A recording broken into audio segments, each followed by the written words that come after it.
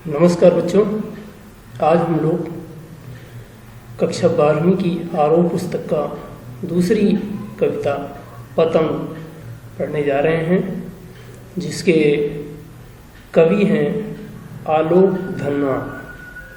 तो सर्वप्रथम हम लोग कवि का संक्षिप्त परिचय जानते हैं। कवि आलोक धन्ना 7वें-8वें दशक के बहुचर्चित कवि हैं, जिनका जन्म 1948 ईस्वी में बिहार के मुंगेर जिले में हुआ था। इनकी प्रमुख रचनाएं हैं जनता का आदमी 1972 ईस्वी में प्रकाशित, उसके बाद भागी हुई लड़कियां, ब्रूनो की बेटियां से प्रसिद्धि, दुनिया रोज बनती है, एकमात्र संग्रह। इनकी रचनाओं से बहुत सम्मान मिला। सर्वप्रथम राहुल सम्मान, बिहार राष्ट्रभाषा परिषद का साहित्य सम्मान, बनारसी प्रसाद, भोजपुरी सम्मान, पहल सम्मान आदि सम्मानों से इन्हें नवाजा गया है। काव्य संग्रह के अलावा पिछले 2 दशकों से देश के विभिन्न हिस्सों में सांस्कृतिक और सामाजिक कार्यकर्ता के रूप में भी सक्रिय रहे हैं। उन्होंने जमशेदपुर में अध्ययन मंडलियों का संचालन किया, रंगमंच तथा साहित्य पर कई राष्ट्रीय संस्थानों एवं विश्वविद्यालयों में अतिथि व्याख्याता के रूप में भागीदारी की। अब हम लोग अपनी कविता पर आते हैं। पतंग कविता जो आपके पाठ्य पुस्तक में संग्रहित की गई है, ये इनकी एकमात्र रचना दुनिया रोज बनती है व्यंग्य संग्रह से ली गई है। इस कविता में कवि ने बाल सुलभ इच्छाओं और उमंगों का सुंदर चित्रण किया है। बाल क्रियाकलापों एवं प्रकृति में आए परिवर्तनों को अभिव्यक्त करने के लिए इन्होंने सुंदर बिंबों का सहारा लिया है। अब आपके मन में ये प्रश्न उठता होगा कि ये बिंब क्या होता है। जब हम किसी दृश्य को या किसी घटना का वर्णन शब्दों के माध्यम से करते हैं तो उसे बिंब कहा जाता है। इस कविता में इन्होंने दृश्य और श्रव्य बिंबों का प्रयोग बड़े ही सुंदर ढंग से किया है। इसमें इन्होंने बाल मन की इच्छाओं को अपनी पतंग कविता के माध्यम से दिखाया है कि किस तरह से बच्चों की मन की इच्छाएं, आकांक्षाएं अनंत होती हैं, उनकी उमंगें अनंत ऊंचाइयों तक उड़ना चाहती हैं। जिस तरह से पतंग आसमान की अधिक से अधिक ऊंचाइयों और हदों को पार कर लेना चाहती है, उसी तरह से बाल मन है जो आसमान को छूना चाहता है। इसमें दिखाया गया है कि यह कविता बच्चों को एक ऐसी दुनिया में ले जाती है जहां शरद ऋतु का चमकीला इशारा है, जहां तितलियों की रंगीन दुनिया है, दिशाओं के मृदंग बजते हैं, जहां छतों के खतरनाक कोनों से गिरने का भय है तो दूसरी ओर भय पर विजय पाते बच्चे हैं जो गिर गिर कर संभलते हैं तथा पृथ्वी का हर कोना खुद ब खुद उनके पास आ जाता है। वे हर बार नई नई पतंगों को सबसे ऊंचा उड़ाने का हौसला लिए अंधेरे के बाद उजाले की प्रतीक्षा करते रहते हैं। इसमें यह भी दिखाया गया है कि किस तरह से अंधेरे के बाद उजाला आता है और बच्चे जिसकी प्रतीक्षा करते रहते हैं। अब हम लोग सीधे अपनी कविता पर आते हैं और सर्वप्रथम उसका वाचन करते हैं। सबसे तेज बौछारें गईं, भादों गया, सवेरा हुआ, खरगोश की आंखों जैसा लाल सवेरा। अब यहाँ पे दिखाया गया है इस चित्र के माध्यम से, ये भी इसमें दिखाया गया है कि किस तरह से खरगोश की आंखें लाल होती हैं, उसी तरह से यहाँ पे सवेरा को लाल होता हुआ दिखाया गया है। इसके आगे की पंक्तियाँ हैं, शरद आया पुलों को पार करते हुए, अपनी चमकीली साइकिल तेज चलाते हुए, घंटी बजाते हुए, जोर जोर से पतंग उड़ाने वाले बच्चों के झुंड को चमकीले इशारों से बुलाते हुए और आकाश को इतना मुलायम बनाते हुए कि पतंग ऊपर उठ सके। भादों यहाँ पे एक महीने का नाम है जो अंधेरा मास के नाम से जाना जाता है। शरद ऋतु उजाले के रूप में जानी जाती है। झुंड का मतलब होता है समूह, इशारों का मतलब होता है संकेतों, मुलायम, कोमल, रंगीन, रंग बिरंगी। बांस एक प्रकार का लकड़ी है, नाजुक, कोमल, किलकारी, खुशी में चिल्लाना। कवि कहता है कि बरसात के मौसम में जो तेज बौछारें पड़ती हैं वे समाप्त हो गई हैं। तेज बौछारों और भादों माह की विदाई के साथ साथ शरद ऋतु का आगमन हुआ है। अब शरद का प्रकाश चारों तरफ फैल गया है। इस समय सवेरे उगने वाले सूरज में खरगोश की आंखों जैसी लालिमा दिखाई दे रही है। यहाँ कवि शरद का मानवीकरण करता है, इसलिए मानवीकरण अलंकार है। वह अपनी चमकीली साइकिल को तेज गति से चलाते हुए, जोर जोर से घंटी बजाते हुए, पुलों को पार करते हुए आ रहा है। यानी यहाँ शरद को मानव के सदृश बताया गया है, इसलिए यहाँ पे मानवीकरण अलंकार है। इसके बाद वह अपने चमकीले इशारों से पतंग उड़ाने वाले बच्चों के झुंड को बुलाता है और आकाश को और इतना मुलायम बनाते हुए कि पतंग ऊपर उड़ सके। यानी जब आकाश स्वच्छ होगा, उसमें ज़्यादा तेज हवा नहीं चल रही होगी या बारिश का मौसम नहीं होगा, तो पतंग बहुत आसानी से ऊपर तक उड़ सकेगी। वह ऐसा माहौल बनाता है कि वो पतंग आसानी से आकाश में उड़ सके।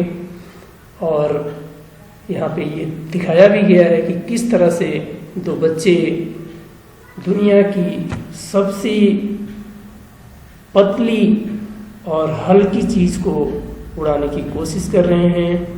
इसमें ये बताया गया है कि दुनिया की सबसे रंगीन और हल्की चीज़ उड़ सके, दुनिया का सबसे पतला कागज़ उड़ सके, बांस की सबसे पतली कमानी उड़ सके और शुरू हो सके सीटियों, किलकारियों और तितलियों की इतनी नाजुक दुनिया।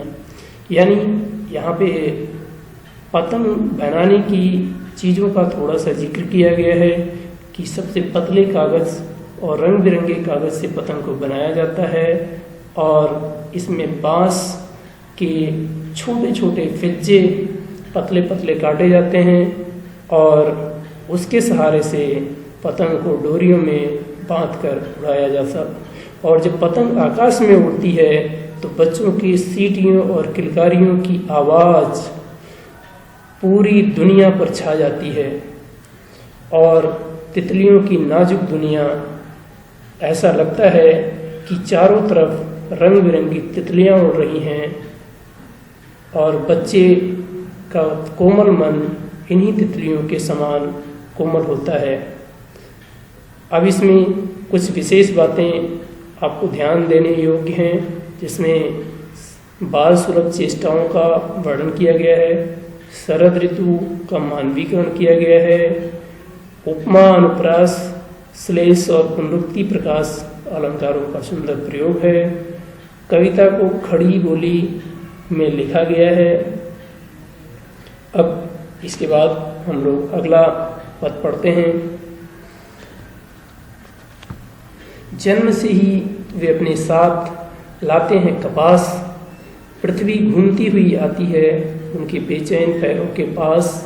जब वे दौड़ते हैं बेसुध, छतों को भी नरम बनाते हुए, दिशाओं को मृदंग की तरह बजाते हुए।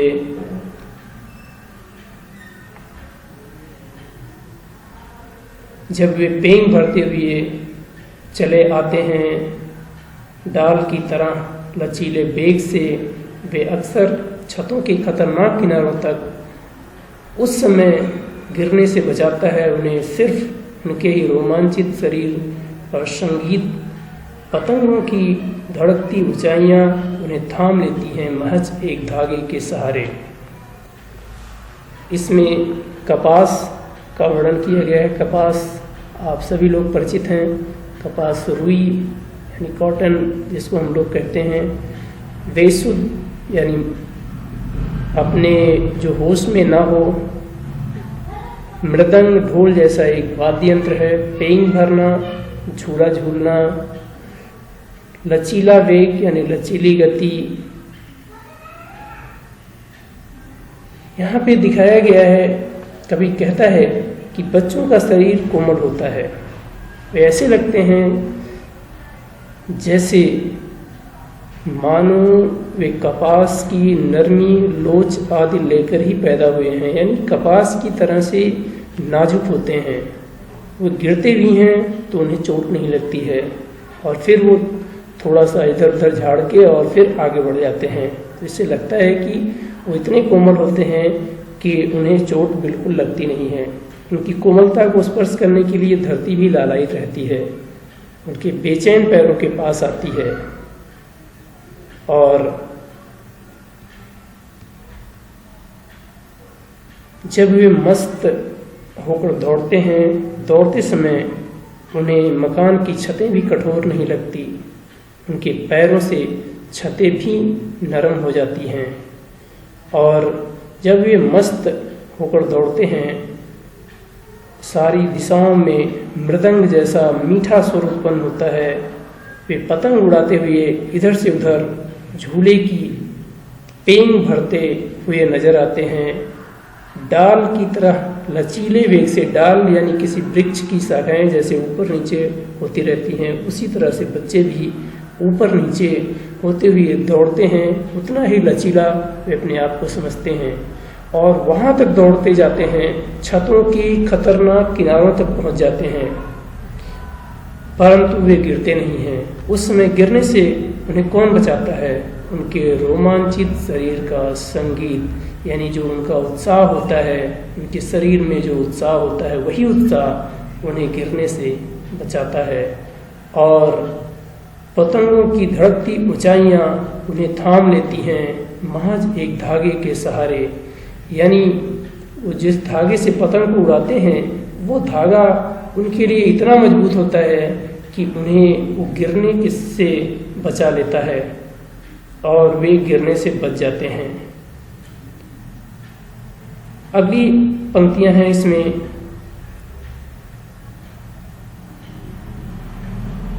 पतंगों के साथ वे भी उड़ रहे हैं अपने रंध्रों के सहारे।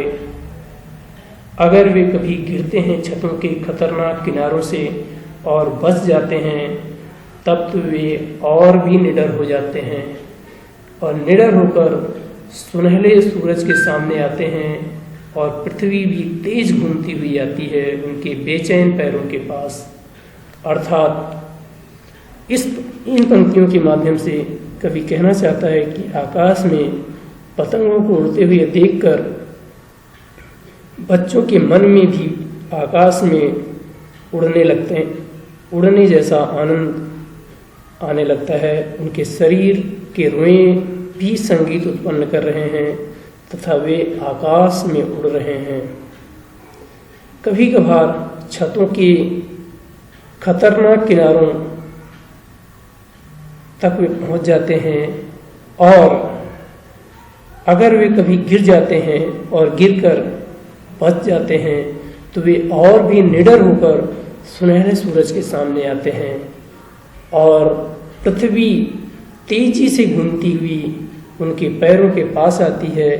यानी अब उनका पूरा भय समाप्त हो चुका होता है, अब उन्हें गिरने से भी डर नहीं लगता है। और दूसरे शब्दों में वे अगली सुबह फिर पतंग उड़ाते हैं और उनकी गति और तेज हो जाती है। फिर पृथ्वी और तेज गति से उनके बेचैन पैरों के पास आती है।